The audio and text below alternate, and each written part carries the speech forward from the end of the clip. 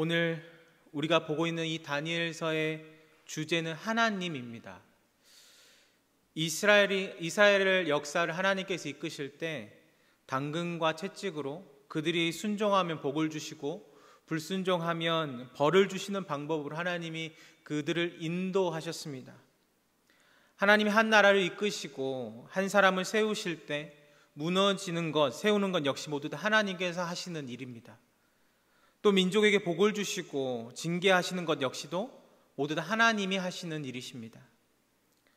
우리를 이끄신 하나님께서 우리의 삶을 계획하시고 움직이시는 그 하나님이 지금 민족적으로 어려움에 빠져 있고 간절함으로 살아가고 있는 다니엘과 이 세 친구들 가운데 일어나는 이 사건을 중심으로 오늘 말씀이 전개되고 있습니다. 특별히 오늘 사건은 다니엘과 세 친구들이 왕이 준 음식을 거절하는 사건에 대한 내용인데 오늘 내용을 살펴보면 이렇습니다. 느부갓네살 왕은 포로로 끌려온 이스라엘의 소년들을 바벨론의 인재가 될 만한 그런 자질이 보인 사람들을 뽑아가지고 몇 명을 뽑아서 바벨론의 언어와 학문을 가르치고 그들에게 왕이 정한 음식을 먹게 했습니다. 그래서 살이 윤택하게 하고 그들이 건강하게 그리고 온전하게 자랄 수 있도록 어떤 바벨론의 문화와 모든 것들을 완벽하게 갖추도록 그들을 선택하였습니다. 그들 가운데 오늘 말씀의 인물인 다니엘과 세 친구들이 속해 있습니다. 그런데 다니엘과 이 세 친구들이 왕이 제공한 음식을 거절하면서부터 오늘 말씀이 시작되는 것입니다. 다니엘이 음식을 포기한 이유, 거절한 이유는 한 가지입니다.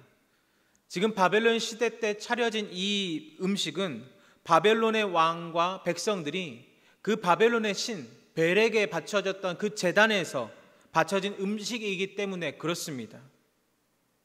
왕의 음식을 먹는다는 것은 그 음식이 바쳐졌던 우상의 보호 아래 나의 삶을 맡긴다라는 것을 의미하기 때문에 그렇습니다. 그래서 다니엘은 그 음식 먹는 것을 단호하게 거절합니다. 왜 거절합니까? 신앙의 문제가 걸려있기 때문에 그렇습니다. 나의 신앙의 문제. 그래서 왕이 준 음식을 먹지 않기로 하는 거죠. 그것을 오늘 8절 말씀 보니까 뭐라고 이야기하냐면 다니엘은 뜻을 정했다라고 이야기하는 것입니다. 뜻을 정했다. 여기서 뜻을 정했다라고 하는 것은 단순하게 우리가 말하는 인간적인 삶의 결단이나 결심을 의미하는 것이 아니라 모든 것을 포함한, 모든 것을 총체적으로 포함한 것을 의미합니다. 내가 결단하고 결심하고 그래서 모든 것들을 내려놓는 것까지를 이야기하는 것입니다. 젊은 여인들에게 평생의 숙제가 있습니다. 젊은 여자들에게. 그것은 다이어트입니다. 마찬가지로 저에게도 동일하게 문제가 하나 있다면 이 다이어트의 문제가 항상 있습니다. 항상 해야지 하면서 열심히 살을 쭉 빼고 나면 어느 순간 다시 살이 깊이 올라오게 됩니다. 제가 지금 제 저기 화면을 보고 있는데 깜짝깜짝 놀랄 때가 있습니다. 1월달과 5월달 이렇게 다를 수야. 다시 원점으로 돌아가는 거예요. 그리고 또다시 실패하고 좌절하는 거예요. 그렇지만 실패하지만 계속적으로 노력하면서 해야지 하는 겁니다. 평생의 숙제로 안고 가는 것과 마찬가지로 우리가 뭔가를 품고 결단해야지 해야 할 수 있는 일들이 있습니다. 우리는 사소한 것에 굉장히 많이 넘어집니다. 심지어 그렇게 어떤 다이어트라는 문제를 가지고도 실패하기도 합니다. 왜 우리가 실패합니까? 연약하기 때문에 그래요. 완벽하기 때문에 그렇지 않습니다. 연약하기 때문에 실패해요.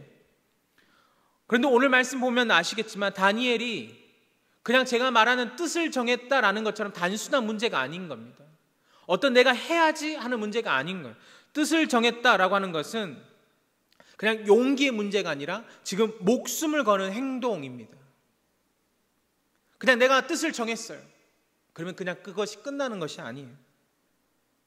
다니엘의 중심 주제인 하나님, 이 하나님이 다니엘과 세 친구들의 중심 주제인 이 하나님이 무엇을 나타내는 것이냐면 하나님이 모든 것을 행하신다라는 거예요. 그런데 반대의 모습이 있죠. 반대의 모습. 그것은 누구의 모습이겠습니까? 바벨론 사람들의 모습이에요. 이스라엘 백성들, 그 다니엘과 세 친구들은 하나님이라는 것을 고백하며 살아가겠지만 반대로 이 바벨론 사람들은 무엇을 외치며 살아가겠습니까? 왕께서, 이 바벨론의 왕이, 모든 주제가 왕이 되는 거예요. 다니엘은 지금 이스라엘 땅에 사는 것이 아닙니다. 바벨론에 있어요. 심지어 바벨론에 있으면서 어떤 신분이냐면 자기가 아무리 왕의 그런 아래 있지만 결국 그는 포로의 신분이었거든요. 포로의 신분입니다. 그러나 다니엘은, 그리고 세 친구들은 자신의 신분과 상관없이 뜻을 정하는 거예요. 지금 왕이 정한 인재들로 뽑혀 있습니다. 이들은 왕이 뽑은 인재로서 그냥 잘 자라기만 하는 거예요. 그런데 왕의 인재로 뽑혔다는 것은 다니엘뿐만 아니라 다니엘과 같은 능력을 가진 사람들이 굉장히 많이 있었을 것입니다. 비일비재했을 거예요. 신분도 좋고 학벌도 좋고 훨씬 더 좋은 조건에 있는 사람들이 더 많이 있었을 것입니다. 그것이 우리의 인간적인 관점이에요. 그렇다면 인간적인 관점에서 다니엘은 어떻게 행해야 하겠습니까? 뜻을 정하는 것이 아니라 왕이 원하는 대로 눈치를 살피면서, 포로의 신분이니까 몸을 좀 낮추면서 눈치도 보면서 할 수 있는 조건들을 잘 살펴가면서 행해야 하는 것이 인간적인 관점이며 우리의 생각입니다. 어떻게 보면 비굴하게 생활해야 할 수도 있는 것이 다니엘인데, 다니엘이 뭐라고 이야기합니까? 내가 뜻을 정했다라고 이야기하는 거예요. 뜻을 정했다. 그래서 이것이 예사 결정이 아니라 놀라운 결정이라고 하는 사실입니다. 우리는 다니엘이 이렇게 모든 것을 내려놓고 하나님의 뜻을 정할 수 있게 하신 이가 누구인가를 살펴봐야 하는 거예요. 누구입니까? 하나님인 거예요. 하나님. 다니엘이 포기한 것, 내려놓은 것은 가장 좋은 가치, 하나님을 지키기 위해서 나머지를 완전히 포기해버린 거예요. 경쟁적인 삶을 살아가고 있고 경쟁적인 이 상황 가운데 살아가는데 왕의 진미를 포기한다, 거절한다 라고 하는 것은 수많은 혜택을 포기하는 것과 마찬가지입니다. 그로 인해서 얻는 피해 역시도 자신 스스로 감당해내겠다라는 거예요. 그것이 진짜 말하는 포기, 내려놓음입니다. 한때 우리 기독교 문화 가운데, 기독교 그 책 가운데 가장 센세이션을 불러일으켰던 내려놓음이란 책, 우리가 많이 읽어보셨을 거예요. 그냥 내려놓음이 그냥 단순하게 물건을 내려놓음이 아닌 것도 아실 것입니다. 내가 무언가를, 모든 것을 감내해야 하는 거예요. 내가 선택한 무언가, 하나님으로 인해 선택한 무언가, 모든 것을 감당해내는 거예요. 완전히 힘을 빼고, 나의 힘을 빼고, 나의 자아를 내려놓고 내 힘으로 할 수 없다라는 결정을 내렸습니다. 그렇다면 누구만이 할 수 있습니까? 바로 중심 주제 하나님만이 할 수 있는 거예요. 하나님을 향한 확고한 믿음과 의지를 가지고 나아가면서 구체적으로, 그리고 하나님께서 하실 일들을 행하며 기도하며 담대히 나가는 것, 그것이 다니엘의 모습이었어요. 사랑하는 성도 여러분, 우리는 다니엘처럼 하나님께 뜻을 정하면 온전히 하나님만 바라보며 살아가실 수 있으십니까?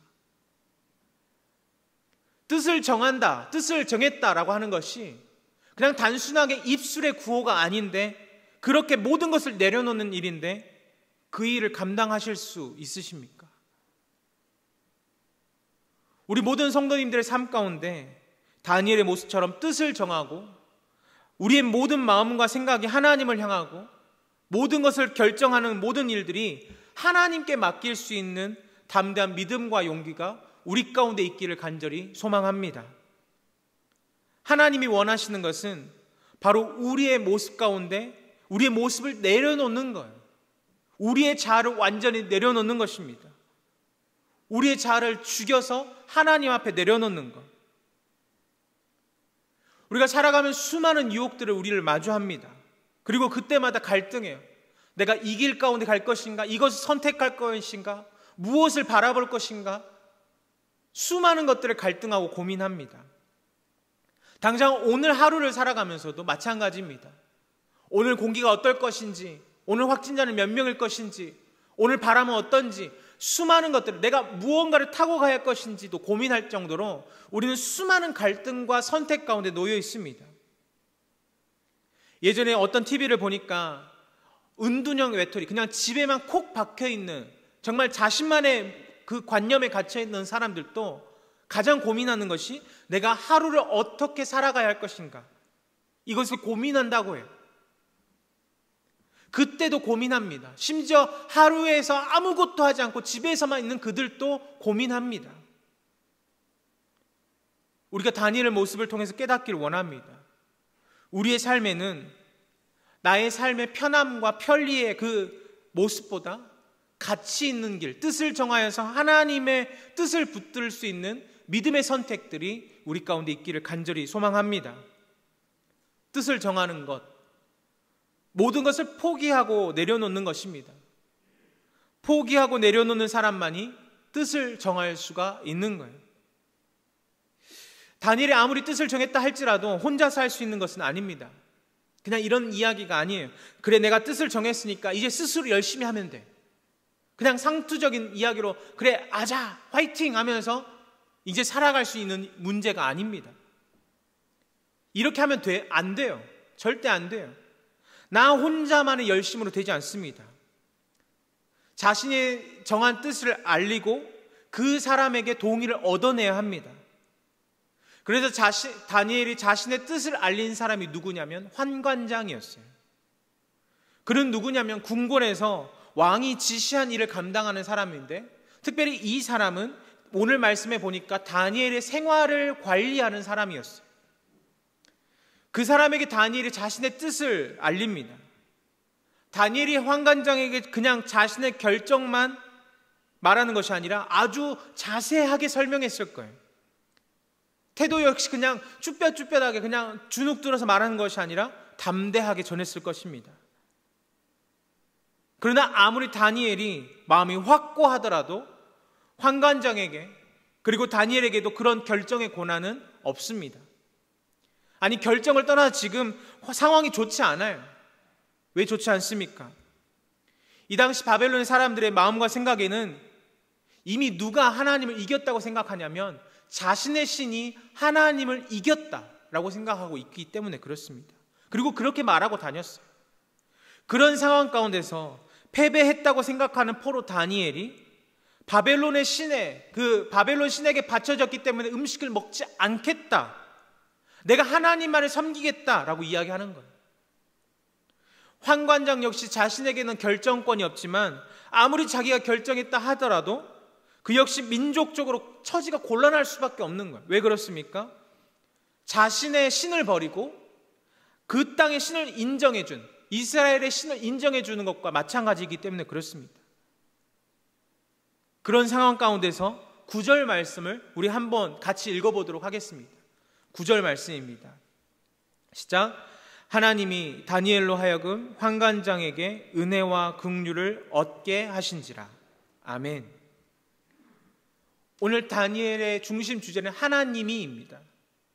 그 바로 하나님이 다니엘이 환관장에게 구하고 하나님이 행하신 일이 있는데 9절 말씀에 자세히 나와 있는데 그것이 바로 은혜와 긍휼이었어요. 은혜와 긍휼. 담대하게 전하는 다니엘을 하나님이 붙들어 주시고 그 만남 가운데, 환관장과의 만남 가운데, 그리고 이야기의 모든 과정 가운데서 하나님이 주관하시고 무엇을 더하시는 거예요? 은혜와 긍휼을 더하시는 것입니다. 제 한 가지 경험을 좀 이야기해 보도록 하겠습니다. 저는 어렸을 때부터 심장병이 있어가지고 군대를 제대로 가지 않았습니다. 공익근무를 했어요. 그렇다면 공익근무는 우리가 생각하는 일반적으로 출퇴근해야 하는 일입니다. 편하게 집에서 출퇴근해야. 근데 저는 너무 운이 없어가지고 어디를 갔냐면 소년원이라는 교도소를 가게 됐습니다. 거기서 경비를 서게 됐거든요. 처음에 갔을 때 아찔한 것이 몇 가지가 있었습니다. 저는 태어나서 지금까지 교회에 주일날에 빠진다라는 걸 생각해 본 적이 없었습니다. 그런데 막상 공익근무 첫날 딱 가는데 이렇게 무슨 규칙이 몇 가지 정해있는데 뭐 공휴일 쉴 수 없는 거예요. 그래, 추석은 그래 못 쉰다 생각하죠. 그런데 주일 역시도 쉴 수가 없었습니다. 그 정도로 뭐 이런 휴일의 개념이 없는 거예요. 처음으로 그런 걸 경험했거든요. 그리고 3교대 근무였습니다. 저녁에도 나가서 일해야 되고 3교대로 공익근무가 그랬어요. 그렇게 1년 정도 생활하다가 교회에서 건축을 하고 교회의 성도가 막 불어나니까 또다시 비전홀이라는 교육관을 건축하게 되었습니다. 꽤 큰 규모로. 그러면서 교회에서 뮤지컬이라는 것을 하면서 사람들에게 축하하고 알리겠다라는 거예요. 그 뮤지컬을 준비할 때 주인공이 누구였냐? 바로 제가 뽑혔습니다. 문제는 그게 아니었어요. 뽑힌 게 문제가 아니라 문제는 무엇이냐면 저는 시간이 자유롭지가 않아요. 딱 정해져 있어요. 근데 공연의 일자가 나오는데 처음에 2번만 하기로 되었는데 그냥 2번은 아무 겹치지도 않았어요. 그리고 공연을 잘 마쳤습니다. 근데 공연이 너무나 잘하다 보니까 또다시 앵콜로 2번을 더 하자는 거예요. 문제는 그 2번이 문제였어요. 2번의 시간을 보니까 제가 근무하는 시간하고 다 겹치는 거예요. 일반적으로 큰 뮤지컬, 서울에서 우리가 돈을 내고 보는 뮤지컬에는 이런 역할이 있다 그래요. 모든 주인공들이 누구든지 모든 역할이 빠지면 그 역할을 대타로 감당할 수 있는 사람을 한 사람을 정해놓는다고 합니다. 근데 저희가 준비했던 교회에서 뮤지컬은 그런 사람을 정할 수가 없는 거잖아요. 저는 주인공이었습니다. 처음부터 1시간, 2시간가량 하는 공연에서 제가 빠지면 안 되는 거예요. 이미 홍보는 다 했어요. 사람들도 1000명이 넘게 오는 겁니다. 그런 상황 가운데서 이제 저를 담당하는 분에게 이야기를 해야 되는 거예요. 제가 이런 상황이 있는데 교회에서 이렇게 한 자질구레하게 막 설명을 하고 빠져야 되는 상황이에요. 우리가 이런 이야기를 말씀드리면 아시겠지만 이런 상황에서 주인공은 어떻습니까? 교회를 다니지 않고 불교 신자이고 대부분 굉장히 강한 마음을 가지고 있고 절대적인 생각을 가지고 있는 분입니다. 저를 담당하는 분도 그랬습니다. 고민했어요. 하나님, 내가 어떻게 해야 될까요?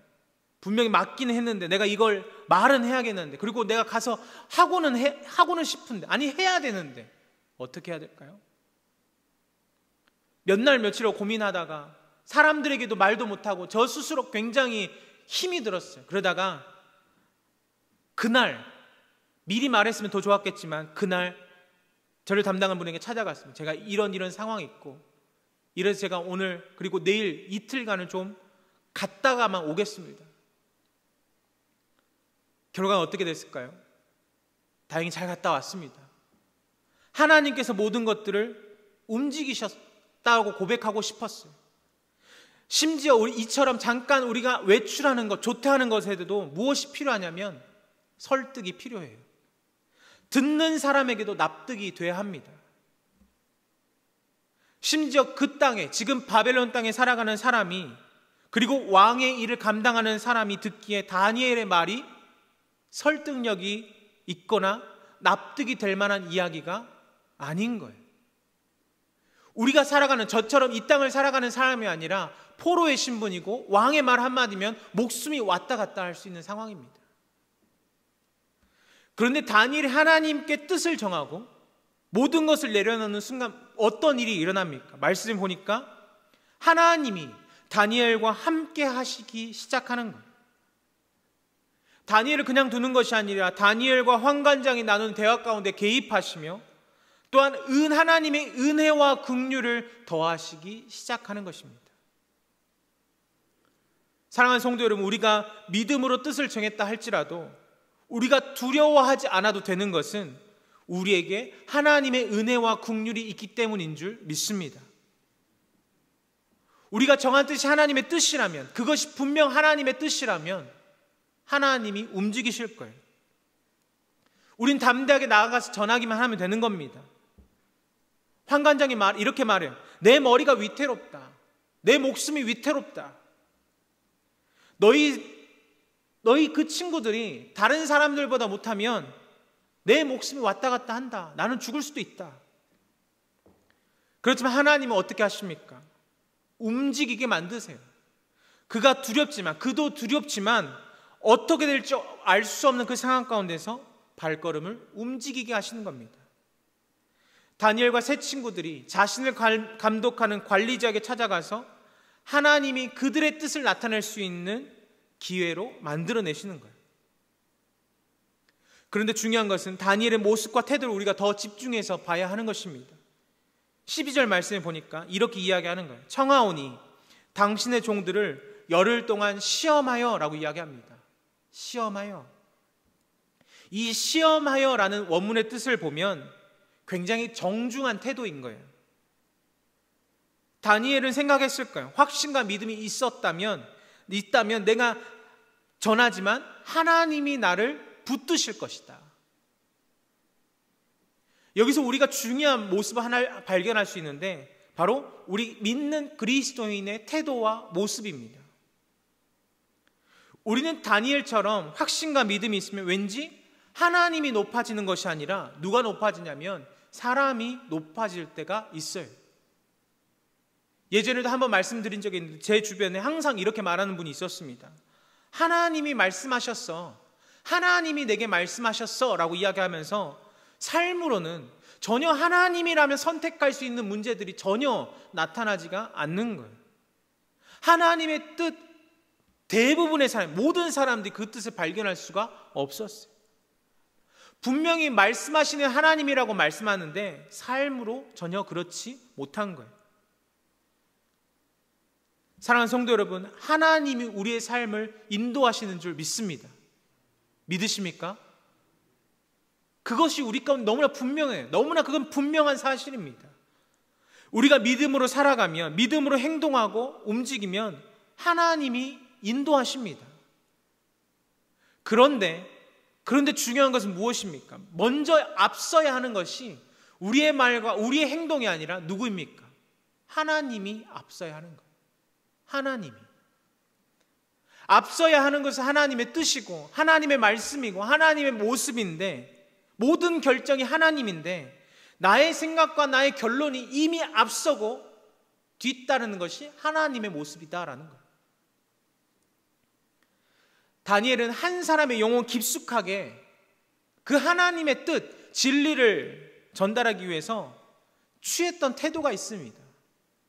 그것이 바로 겸손이라고 하는 거였어요. 겸손.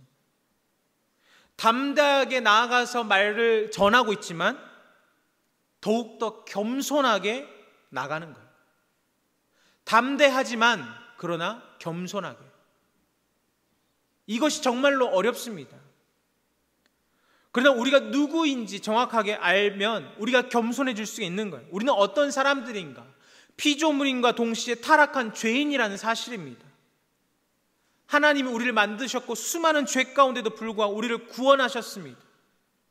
어디에서 우리는 담대함만, 우리 스스로에게 담대함만 가지고 살아갈 수가 없는 거예요.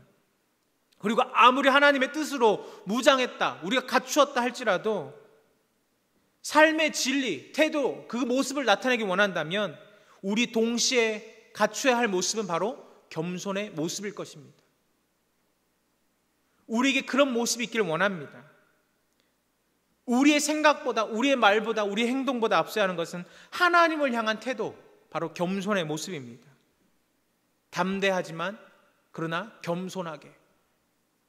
이 다니엘의 모습이 우리에게도 나타나게 되기를 원합니다.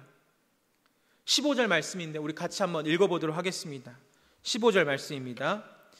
열흘 후에 그들의 얼굴이 더욱 아름답고 살이 더욱 윤택하여 왕의 음식을 먹는 사람들보다 더욱 좋아 보인지라. 아멘.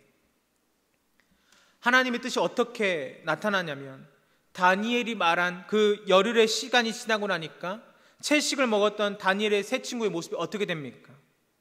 다른 그 왕이 제공한 음식을 먹는 사람보다 더 윤택해졌어요.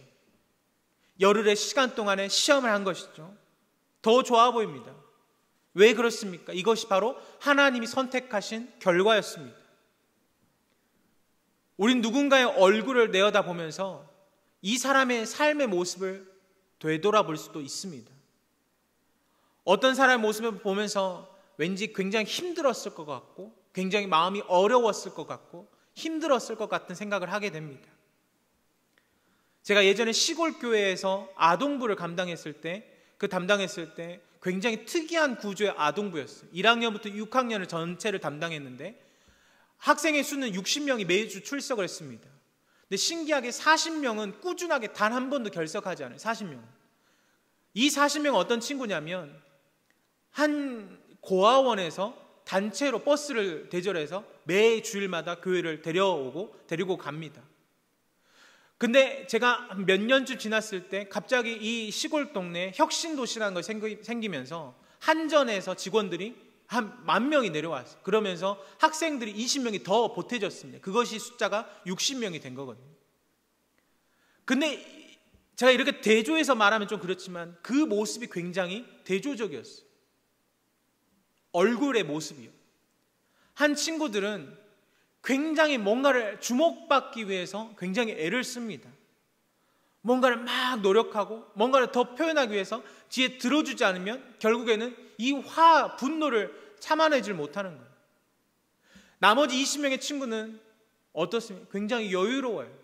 뭔가를 나눠줘도 여유롭고 뭔가를 이야기해도 괜찮고 별걸 뭘 신경을 쓰지 않는 것 같아요. 다양한 모습들이 얼굴에 나타나게 되고 삶의 태도로 드러나게 됩니다. 사랑받으면 얼굴이 달라져요. 사랑하면 얼굴이 또한 달라집니다. 부모의 사랑을 받고 자란 아이들도, 부모의 손으로 쓰다듬어 준 아이들도 모습이 달라집니다. 이것을 한 목사님이 뭐라고 이야기하냐면 하나님의 성형이다 라고 이야기하셨습니다. 우리는 어떤 사람들입니까? 그리스도인들인데, 그리스도의 사랑을 받고 살아가는 사람들인데, 그렇다면 우리에게는 어떤 모습이 나타나야 하는가? 바로 주님의 모습이 나타나야 하는 거예요. 지금 무엇을 말씀드리고자 하는 거냐면 달라진다라는 겁니다.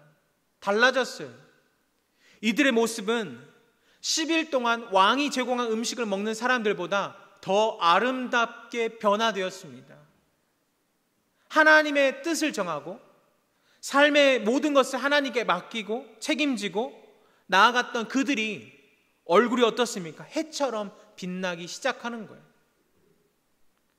하나님이 우리의 뜻도 들어주시고 해처럼 빛나게 하신 그 얼굴들처럼 하나님이 우리의 삶을 빛나게 하실 줄 믿습니다.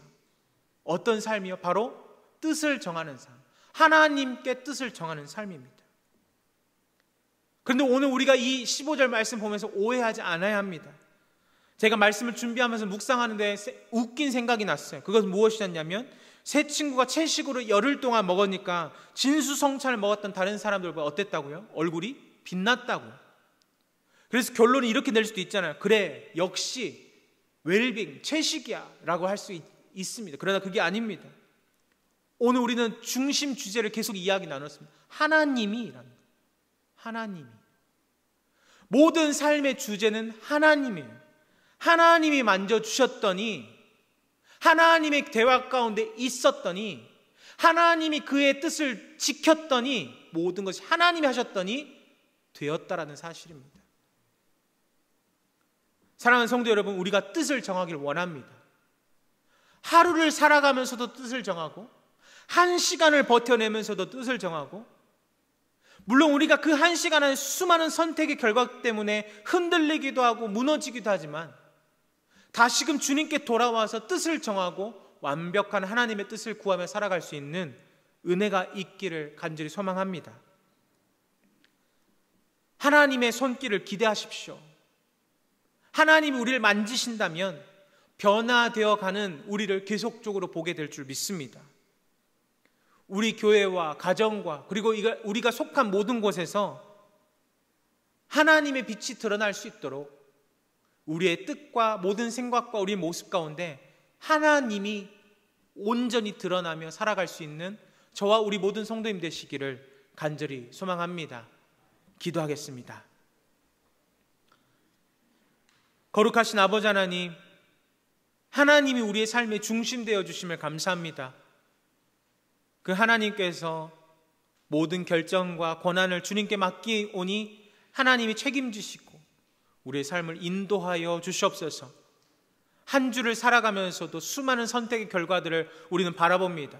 그리고 우리는 흔들립니다. 하나님, 우리가 하나님께 모든 것 맡겼다면 흔들리지 않고 온전히 주님을 향해 나아가는 믿음의 발걸음들이 멈추지 않도록 인도하여 주시옵소서. 모든 것 주님께 감사드리옵고 귀하신 예수님의 이름으로 기도하옵나이다. 아멘.